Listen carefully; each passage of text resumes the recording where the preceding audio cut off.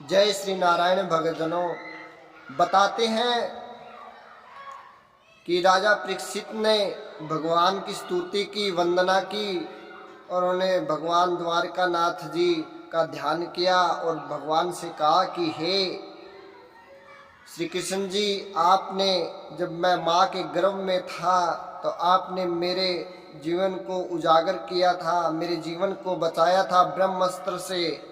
और मैं पापी तो हूँ परंतु आपका हूँ, जैसा भी हूँ आपकी शरण में हूँ। हे प्रभु, आप मुझे मुक्ति दिलाइए, चाहे जो हो जाए, मैं आपकी शरण में आ गया।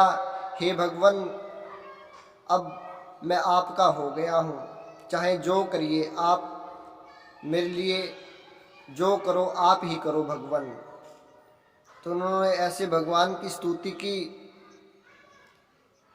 उन्होंने मन में कहा कि आपने जैसे ब्रह्मास्त्र से मेरे शरीर, मेरा जो जीवन है आपने माँ के गर्भ में बचाया, उसी प्रकार आज मेरी जो मरण मेरा समय आ गया है उसको भी आप सुधार कर दीजिए और मुक्ति दिलाइए।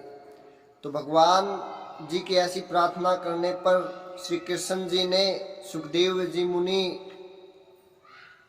को आदेश दिया, कहा कि हे मुनिवर, कि मेरे हाथ में मुक्ति नहीं है, ये काम तो भगवान शंकर का है और आप भगवान शंकर के अवतार हैं। सो आप वहाँ जाकर के गंगा के तट पर राजा परीक्षित, जो आपका सुयोग्य शिष्य योग्य है, जो आपका शिष्य बनने के योग है, आप उन्हें जाकर के मुक्ति दिलाइए। कि हे सुखदेव मुनि जी, आपका बहुत आभार रहेगा। तो जब कहते हैं कि सुखदेव जी मुनि चले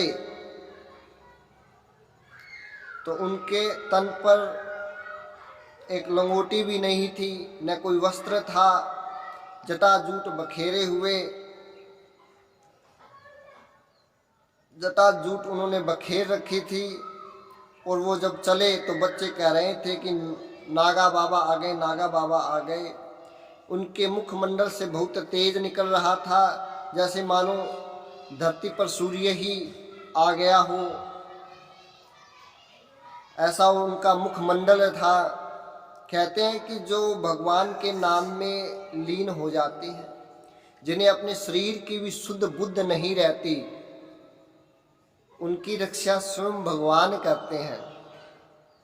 वो भगवान सोचते हैं कि इसे तो इसकी जरूरत नहीं है, लेकिन इसको तो मेरे को जरूरत है इसकी, लेकिन इसको जरूरत नहीं है तो क्या हुआ, ये मेरा शिष्य है, ये मेरा भगत है, तो उसकी रक्षा स्वयं भगवान करते हैं। तो जब वो सभा में पधारे